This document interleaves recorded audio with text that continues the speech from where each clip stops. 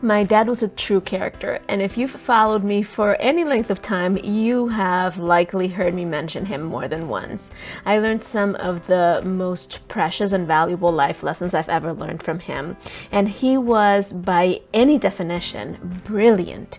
He loved learning new things, he loved researching and finding facts, and he could remember things that no other person in their right mind would remember. He was absolutely brilliant. Now, one of the things that he loved most was debating, and whoever fell in his trap knew that they were going to be literally trapped in the argument until he was proven right or until they just completely exhausted each other, right? Whoever was arguing with him and him. But what became a running joke in our family was that very often the way these debates ended was by him pivoting and saying something like, well, that's what I've been saying, at the end of the discussion. So the truth of the matter is that very, very often he was saying the same thing as whoever it was that he was debating with. Or they were saying very, very similar things that if they had just stopped for a minute and truly listened to each other, the debate would have lasted seconds, not hours. And I learned by listening, by watching him, the importance of truly listening and honing in on what the other person is saying in order to advance communication. But one thing that we seldom think about is how listening plays into group conversations. So if we are in a conference, or if we are in a meeting, or if we are in any situation where it's more than just a one-on-one conversation, how does listening fit in? Is it still as important as when you're having one-on-one conversations? And how do we use listening to advance whatever it is that we're trying to get to the result that we are aiming to achieve? Is listening even a factor when we're doing something like public speaking, or being on a stage, or podcasting, or listening to people, or trying to interact, with people who are far from us, maybe in a video conference? How does listening play in a situation where there's no back and forth necessarily? And is it still something that we should consider? I am going to, just a little bit of a spoiler alert, I am going to argue that the answer is yes. And today on Sincerely Speaking, I want to focus on how do we leverage listening in situations where there's a group of people and not a one-on-one conversation. Are you curious? Then stick around.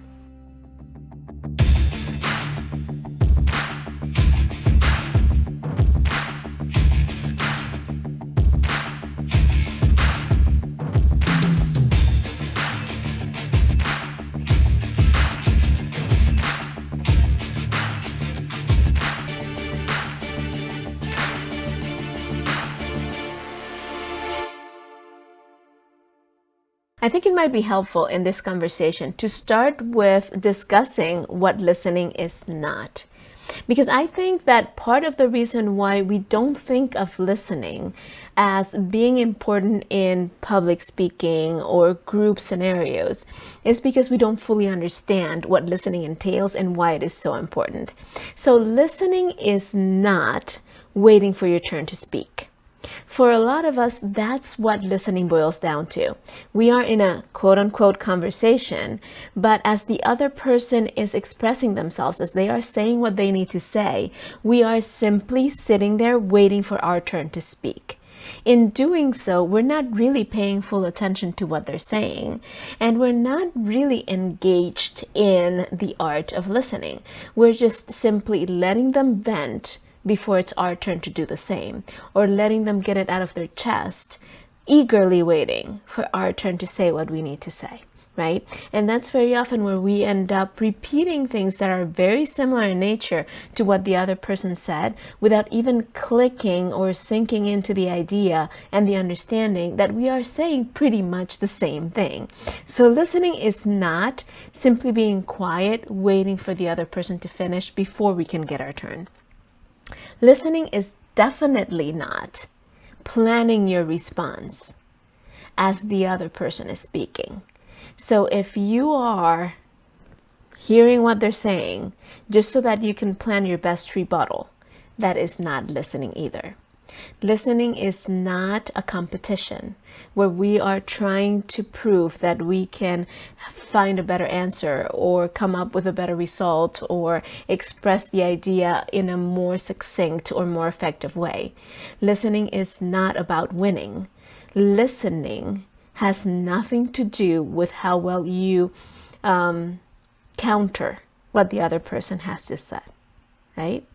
And listening is definitely not just nodding mindlessly without really thinking about what the other person is saying, and instead letting our mind wander to other things like the grocery list or what we get to do next or how much time has passed and how we're going to be late for whatever our next engagement next engagement is, right? So listening is not about simply letting the other person talk and having a posture that says, I'm not interrupting you, therefore I'm listening. You might be hearing, but if you're doing any of the things that I just mentioned, you're not really listening. You're engaged in a battle, almost in a back and forth, where you're just waiting for your turn to pounce. And that is not effective listening, period. And listening has a lot to do with things other than your ears, right? When you think about, for example, someone who is deaf or hard of hearing, how do they listen? How do they really hear you? It's by paying attention to your body language, to your eyes, to your expressions, to using the signs if they're using sign language. So they use something other than words and their ears in order to listen. In this very similar manner, even if we are not deaf or hard of hearing, we do employ other elements, other parts of our body and other senses in order to fully and actively listen. So if you are listening, but you're not engaging your sight, right? Like really looking for anything that has to do with body language, facial expressions, movement, posture, the way the person is sitting. If you're not engaging your gut, right? And your emotions in the conversation, in hearing what they have to say, then you're just superficially hearing. You're not listening with your entire ability to listen, right? So when we go beyond listening as being what you do with your ears and enter into the realm of listening as the active pursuit for understanding the other person, then we understand that listening goes beyond one-on-one conversations. That even when we can't hear the other person, even when we can't maybe touch the other person because they're not right in front of us or see fully what they're doing, we can engage in the act of listening if we are fully and actively trying to understand the other person's emotions, thoughts, feelings as it relates to what we are discussing or talking about. So I believe that if we embrace that definition of listening, then we can definitely understand that listening has a lot to do with being an effective speaker. And again, I want to tap down, right? Like double down on the fact that when I talk about speaking or public speaking, I'm not just talking about being on stage. I'm talking about any interaction in which you are trying to convey a message that you want the other person or people to grasp from your delivery of the information, right? So it could be a conversation with your spouse. That's public speaking. It could be trying to convince your kids to clean their room. That is public speaking. It could be a podcast. It could be an interview on social media. It could be a Zoom call. It could be being on stage. Any moment in which you are trying to verbally convey your idea, your thought, your vision of something, and you are aiming for the other person or people on the other side to understand your message, that constitutes public speaking to me. So we are going to focus the rest of our conversation today on how listening can help you improve your ability to speak in public, regardless of what the stage or the condition or the context might be. Listening within the context of speaking in front of others happens at 3 different levels. And this is the most important element to understand. We don't just listen during the face-to-face or face-to-audience interaction. We listen from the moment we understand that the conversation or the interaction is going to take place. So listening occurs before, during, and after our interaction. I'll repeat that. We need to be focused on listening before, during, and after. Now, let me ask you something. Have you ever been in a conversation, whether it is a meeting at work or a conversation with your spouse, that happens often, or even a conference that you attend, and you get the sense that the other person has no clue about who you are, what you stand for, or what's important to you? That is because whoever is speaking didn't take the time to listen before engaging in the interaction. That might have happened to you as well. You might have entered a conversation where halfway through it you realize, wait a minute, I have no clue what this person might be thinking. I have no idea what this audience really needed. I feel like my message is falling flat right now, and it's probably because I have no clue what they really wanted from this interaction. That is because you in that instance were the one who failed to listen before the interaction began. I know it's happened to me many times.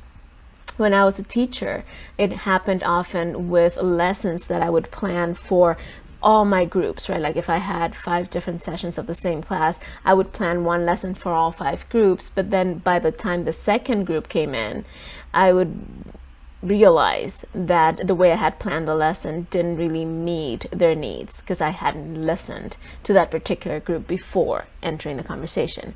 Listening prior to or before the interaction looks like research.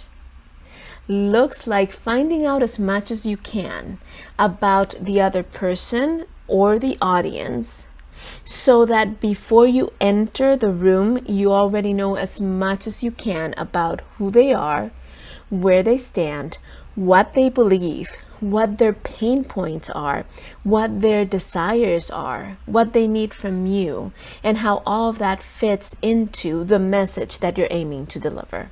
So for example, I could talk about the process of researching a topic for writing, like you're going to write a paper, or you're going to write a book, or you're going to write a dissertation, whatever it may be. I can talk about the process of conducting that research to any audience that sits in front of me. I am very well versed in conducting research, and I actually taught the process of researching for several years.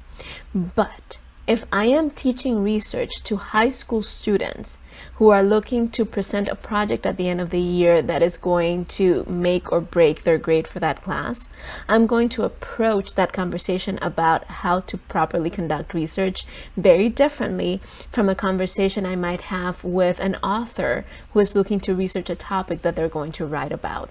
The first reason why I would approach it differently is because the motivations are different, right? The students want a grade. The author wants to create a product that has value and that is on par with his or her authority and what they want to provide for their audience. So it's a different motivation, it's a different approach. Plus, the student might not understand certain things related to why research is important and how to approach the research from a most effective mindset and physical preparation and all these things, whereas the author is probably skilled in conducting some sort of research, has probably done research before in their life. They're just trying to hone in those research skills to bring them to the process of writing an actual book. So the way in which I address the information, the way in which I bring the points in, the points that I bring in even, and the way in which I have them engage with the information is going to be completely different. But how do I know that? Because I need to research my audience or the person I'm talking to prior to entering the conversation. So listening before you even begin your communication, your interaction, your presentation has to do with doing as much as you can to research and understand the needs, the desires, and the particulars, right? The demographics and all the information that you can about the person or people that you're speaking to. If you're going on a job interview, You don't go in blind. You do your research and you find out as much as you can about the company. If you can find out who specifically is interviewing you, and you can find out things about their background, specific things about their family, about their projects, about the things that are important to them, you go into the conversation with an advantage. And it's the advantage of information that you can use to cater what you say to the needs of that person or people that you're speaking to. And that doesn't mean that you're going to be artificial. It just simply means that you're going to understand better how to reach that person so that they understand what you're trying to convey.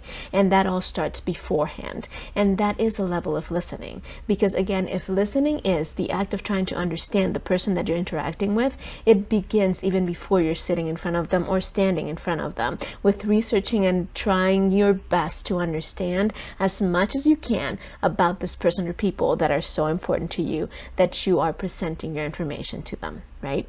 Now, the second level is during. During your presentation, during your conversation, during your interaction, listening takes the form of reading the room. And you've probably heard the expression before, right? Read the room, bro. Make sure that you understand what is going on around you. And in more formal terms, that is called context, or understanding the context. Context is extremely important.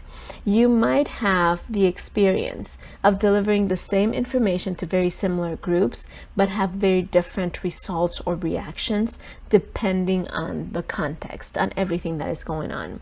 Let me give you a quick example of how context can change very, very quickly. In one of my years of teaching, I taught at this middle school, and I had never set foot in that community. I didn't know anything about the school other than what I was told during my interview and what I had researched online. Now, I failed to research enough to find information about a very important date for this particular school. So when I entered the school on that particular date, I could sense the atmosphere was heavy. Everywhere I looked, I saw long faces. As I approached my classroom, I heard sobs and crying.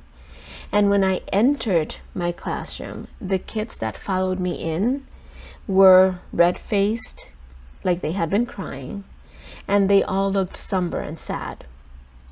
As I researched the reason why, I found out that one of the students had died a year prior on his birthday. And that particular day was that kid's birthday. So all the teachers that knew him, all his friends, anybody who had any contact with him or the family was extremely sad that day. And the feeling that permeated and that was present, like you could actually feel it and touch it almost, was that feeling of sadness and of loss, right? So obviously that day, my lessons were very different, because I understood that they weren't in a mind space to grab basic information about the English language or to go through literature that day in the same way. So we shifted and we pivoted, and we still learned and we still grew, but taking into account their heartache and what they were going through in that experience. I've also had the experience in conferences. I participated in this one industry conference for education, and we had breakout rooms, and I was teaching one of the breakouts, and it was 4 different groups coming in, one right after the other, and there were 3 before lunch, and then the last group was after lunch. For that 3rd group right before lunch, I started the same way that I had started with all my other groups, with the 2 previous groups, but I immediately sensed that they were tired, that they were hungry, that they were fed up, that the last thing they wanted really was to be in that room at that time, even though they wanted the information. They were just physically worn out. So I shifted, and I made them walk around, and I had them talk, and I had them interact so that the time would go by faster. I even gave them a break, and I said, if anybody needs to go drink water, use the restroom, you have this amount of time, go and then come back. And when they came back, and as they interacted with each other, they felt energized, they felt listened to, they felt understood, and they also felt like they had more stamina to continue and finish the time with me and then go to lunch, right?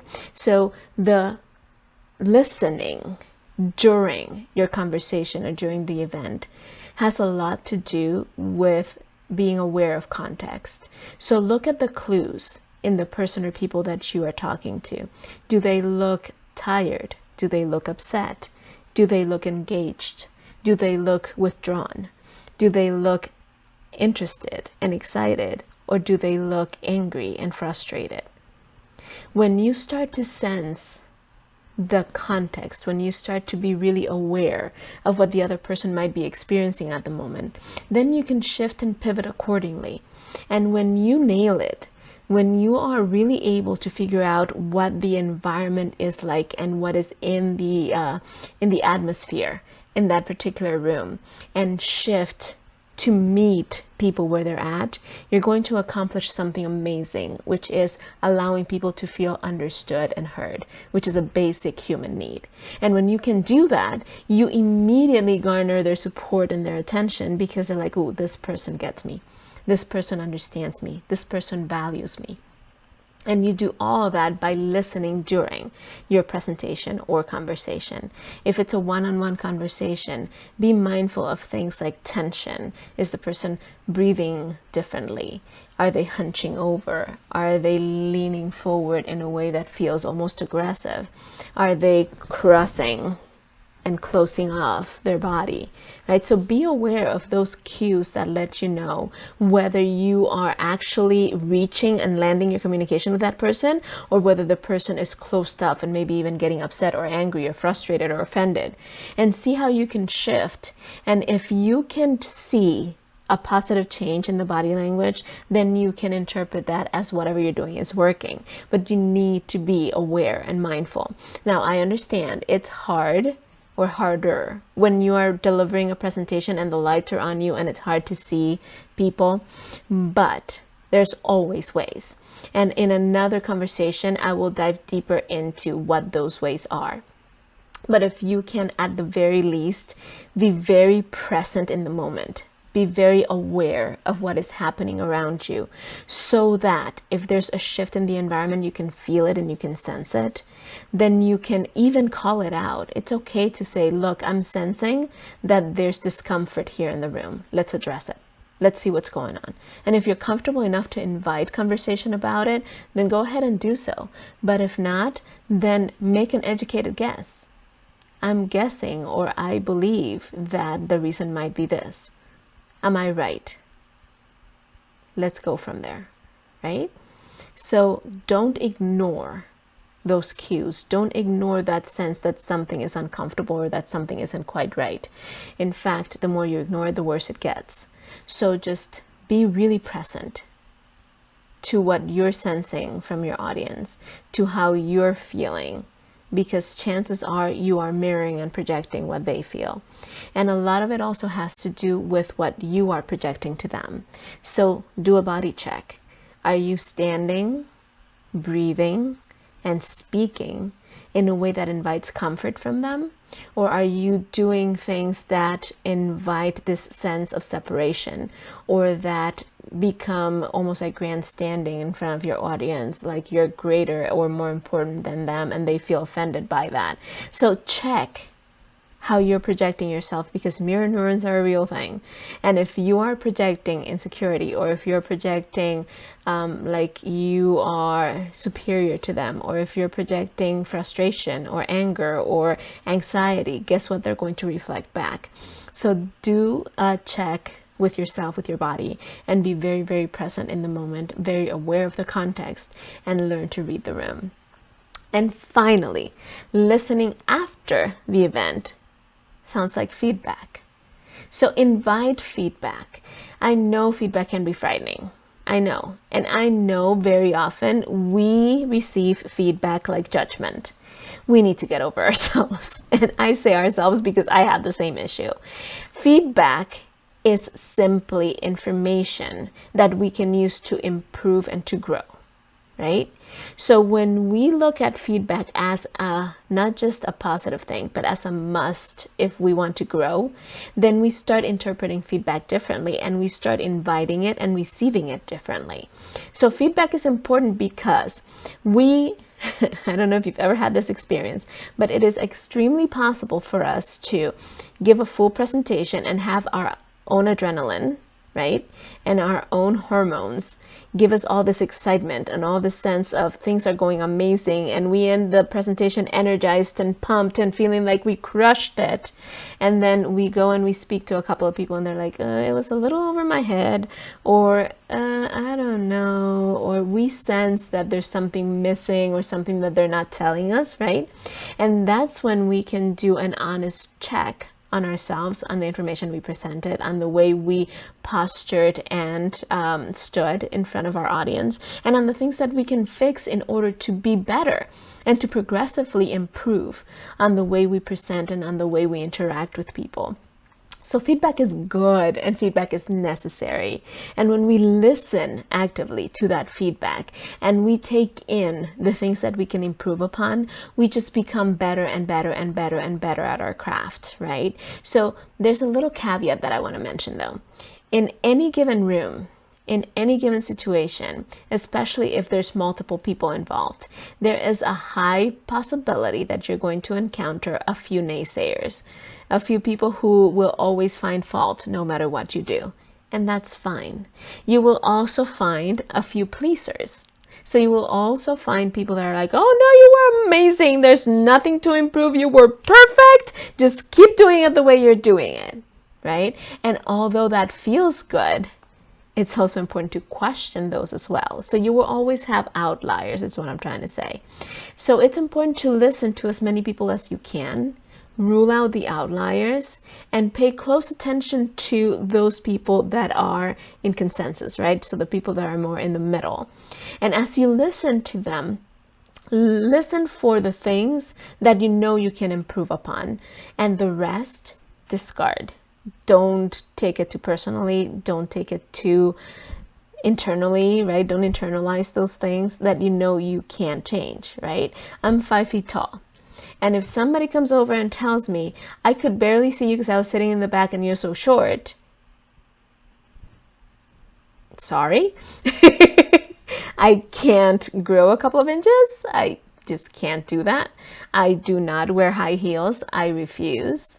I mean, I could if I really, really wanted to, but then I wouldn't be comfortable and it would show in my posture and in the way I present myself and in the way I interact with the audience. So I don't do it, right? So if you want to see me, move, right? And I don't mean that to be rude. It's just, it's nothing that I can't change. So if I went home and I started beating myself up about being short, what good would that do? And I know that's a silly example, but it has happened. So what do? I just smile and I say, oh, I'm so sorry. So now that you know I'm short, next time you come hear me speak, why don't we find a place up front? Done, right? But if I took that to heart and I started beating myself up over my height, I would not improve. However, if somebody tells me, which they have done, you have a tendency to get excited and speak too quickly, that I can work on. I can check with myself when I'm getting overexcited. I can check the rate and the pace at which I present information. And I still speak too fast. I know this. I'm working on it still. But it is something that I can work on and that I can improve. And the less I hear that comment, the more I know I'm getting better. Does that make sense? But if I don't welcome in the feedback, if I don't open myself up to being observed closely and to being criticized a little, then I have nowhere to go. I will continue moving through my life thinking that I'm doing perfectly well and limiting my own ability to grow, to expand, and to reach more people. Just to recap, listening is the missing link in most communication. It is not taught.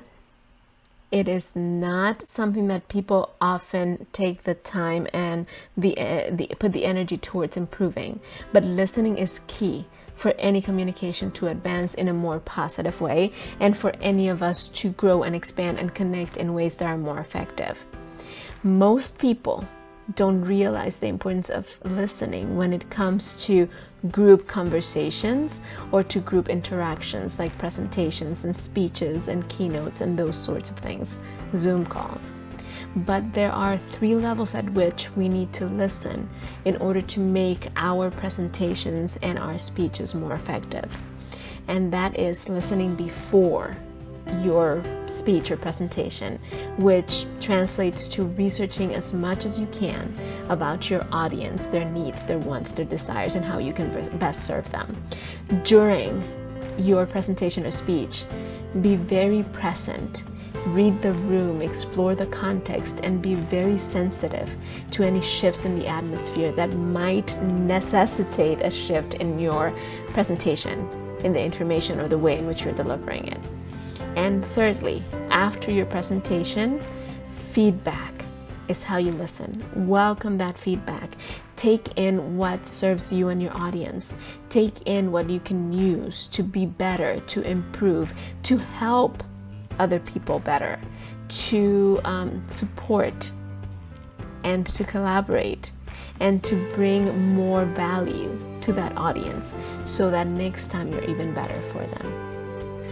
Now, I hope this information has been valuable to you and helpful as you continue to improve and work towards delivering your message and bringing your voice to the world. If it has been helpful, I invite you to share it with someone in your life that you know can also find it valuable. And if you're interested in learning more about how to listen in the midst of being a speaker or presenting your message to others, if you find the idea of standing in front of other people terrifying, or if you simply know that you have an important message to share with the world, but you're unsure about how to approach it or what to do with it, I have a great invitation for you. I am hosting a free workshop called Speaking Confidence Catalyst, and all the information can be found at speakingconfidencenow.com. I invite you to go over, check out the information, register, and join me as I share with you how to be a bold, confident, and charismatic speaker from any stage without feeling like an imposter or fake.